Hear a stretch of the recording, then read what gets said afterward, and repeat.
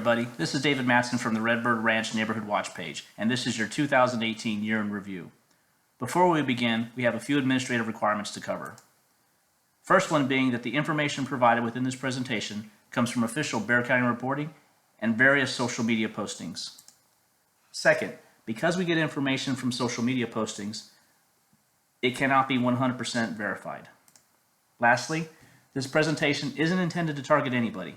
We will cover some sensitive data regarding sex offenders, but we won't get into names. If you would like to further research any of these events, we will provide a registered sex offender database website at the end for you to do your research. Here's our agenda. We'll discuss the 2018 crime statistics for Redbird Ranch, roll into the vehicle thefts that occurred last year. We'll talk about how we think the lighting impacted crime.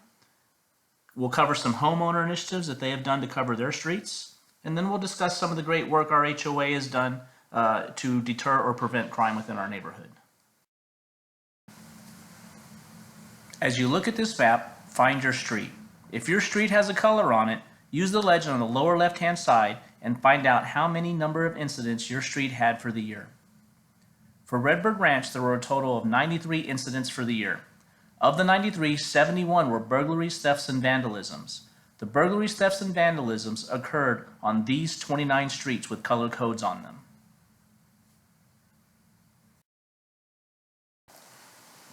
In 2018, there were 6 attempted vehicle thefts that I was aware of. 2 of the 6 were actually stolen vehicles. The first stolen vehicle that I became aware of was just down the road from my house, which occurred on 27 August 2018. Unfortunately, in this case, the homeowner accidentally left the garage door open. The garage door to the house was unlocked, and the key was hanging on the wall. Prior to taking the key, the thief rifled through the house, went through some things, and then walked out and drove the truck off, and that was unfortunate. I'm going to start this video now, just to show you how quickly a truck can be stolen. The truck in this video is actually the one that was stolen on 7 October. Interestingly enough, on 4 September, that truck was attempted to be stolen, but it was thwarted after the homeowner walked out and scared the guys off. You'll see that in this video, it doesn't take long to take a car. Gone in 60 seconds. If you started the time and paid attention to it, it is almost exactly 60 seconds. This crew knew what they were doing.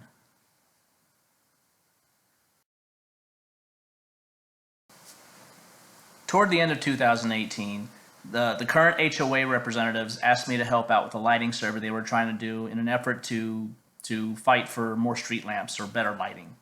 That's a hard fight to get. A lot of fiscal and economic political stances between the county and the home builder, and that's nothing that's done overnight. Matter of fact, that would take years to come, and I'm sure it would go on and off. But the results of the survey that I did revealed that we had a lot of dull or non-working street lights. On occasion, like near the third entrance, there were some dark orange lights, which didn't really brighten up the street very well or the surrounding residents. Also, I noticed that many people don't even turn on their outside lights, which was a little concerning to me. And this is just a guesstimate, but I think I assumed approximately 60% of the outdoor porch lights weren't bright enough. I saw some red, green, blue lights, and I respect what they represent as far as colors. However, those colors really don't brighten up the property you're trying to protect. My recommendations for that were to report the non-working street lamps to the county, which you could find that link in the Neighborhood Watch page pinned post. Use high wattage bulbs for your outdoor house lighting and turn your light on, please. Or install motion activated floodlights. They were very, very bright. When I passed by on my random drives before the security patrol took over, when those lights kicked on, like it lit up a good area because they're floodlights and that's what they're made for. Homeowner initiatives. Installed home security cameras. Okay, so in 2018, the Redbird Ranch Neighborhood Watch page grew from 200 to over 1,000 members. And one of the big topics of discussion when it comes to enhanced security features for a home are security cameras. This topic usually comes up after crime has been committed and one neighbor is asking their other neighbors if they have security cameras. I'm hoping that all this discussion has led to more people installing or buying security cameras and actually using them. It's not going to stop crime. It's a good deterrent. But at a minimum, if something happens, it allows you to provide more evidence than just a verbal statement to the authorities. So if you have the ability, please get cameras. Also, on the Neighborhood Watch page, one of our members has put together a license to carry group course. This is going to happen on February 2nd and at the Redbird Ranch Clubhouse. For more details, go on the Neighborhood Watch page, find the link, and in there you'll see that posting, and you'll be able to do all the registry and all the other links and required data prior to attending the course. If this is something you've been thinking about for a while but haven't done it, this is a great way to do it, and it's convenient because it's local.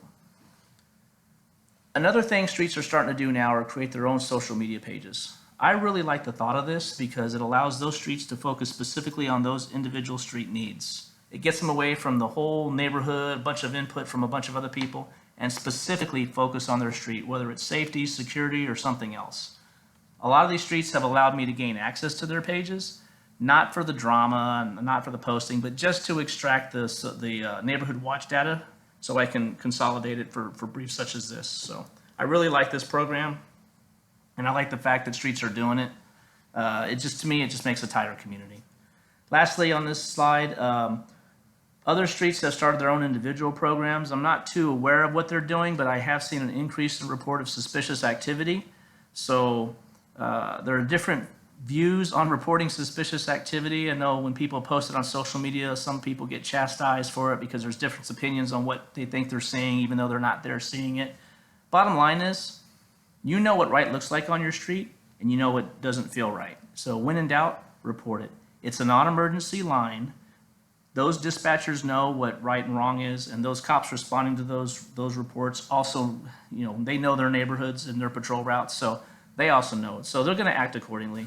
And if you're HOA initiatives. So before I even begin this slide, I want to give a big shout out to Denise and Corey for their dedication and efforts to our programs. I've been doing this about 2.5 years, and I can't believe it's been that long already. But they are the first group of HOA representatives to reach out to me and try to incorporate some of the things we're doing on the page to better enhance the security posture within the neighborhood. So ladies, thank you for your dedication and service to our community. Let's move on. Monitored security systems and cameras for both amenity center.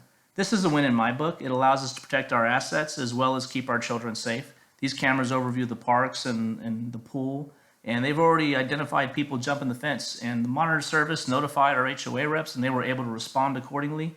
And the incidents, as far as I'm tracking, are already down since the cameras went up. So this is already paying its dividend and protecting our property. Secured contract for 7 days a week security patrols. This is another win in my book because these contracts here, even though it started in 2019, I'm including it in this brief because in 2018 the contract was secured. Before that, all we had was somebody like myself doing random patrols on unknown days when I could do it, when I was in the state, and it wasn't dedicated toward a particular area. It was just a matter of when I was available to do it or when somebody else was available to do it. This being a dedicated contract pays huge dividend.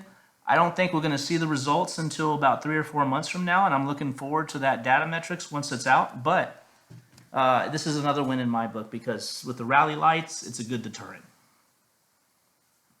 Conducted surveys which address numerous areas to include neighborhood security concerns. I really like how the HOA reps conducted these surveys and got the input from the community. And I even really like the fact that they got back within a 24 to 48 hour period to address some of the concerns. It wasn't only security, there were safety and other issues coming on board. But when they did, such as the things like light, they took a step further and they reached out and they asked people on the page, such as myself, to what input we could provide based off our experiences with that. I really appreciated that. I'm just one cog in that whole plan, but to me that was kind of a good, getting feedback from the community was key. I really also like how the HOA responds to emails and social media comments and questions regarding numerous subjects to include security concerns on multiple forums. There are oftentimes I see a lot of questions on the page in which I can't, or it's really not my lane to address, and they easily step up to answer those questions and address the concerns of the community. So again, closing statistics. Currently there are 1,770 something owned homes within Redbird Ranch. This is a targeted community of about 4,500, but we are years away from 4,500. I stated earlier that there were 93 incidences in 2018. This is known incidents. Some of those incidents occurred in the same home, such as an assault that led to an arrest or a home that has repeated drug use and has a lot of incidents associated with that. But when you take the homes, 93 incidents compared to the number of homes, that's only 5%. We're sitting good when you look at the crime rate compared to neighborhoods closer to 1604. But crime still sucks when it happens, so let's do our best to get that number even lower by remaining vigilant, reporting suspicious activity, and being proactive in getting to know our neighbors. Lastly, the topic I'll talk about before we lead into the next slide is the Redbird Song Street. That accounted for about 17% of all known activity in 2018. And unfortunately, most of these were burglaries, thefts, and vandalisms. I don't know what's going on there, but we really need to remain proactive on that street and report suspicious activity and try to identify and get this crime rate for that particular street lower when we can. All right, this is the last slide. We're going to cover the registered sex offenders within a 3-mile radius of Redbird Ranch. Currently, there are no registered sex offenders according to the Texas DPS registry within the community. All right, the closest one is here. It's a medium risk on Farm Road 381. The second closest one is a low risk in the Ladera neighborhood. I think that's Ladera. It's the one by down 211. And then we have the ones closer to Bella Vista as we get further down toward Tally Road. We have these two here, which are no risk or labeled as no risk. And then there's a high risk one closer to Tally. But like I said before, there's nothing, at least in the database, within Redbird Ranch. But for further information, if you want to look at the who, what, when, where, and why they were registered to include the specific incidents, you can go to the website at the bottom of the screen or search in Google Texas Registered Sex Offenders. And I think it's the first one that pops up. And this concludes my brief.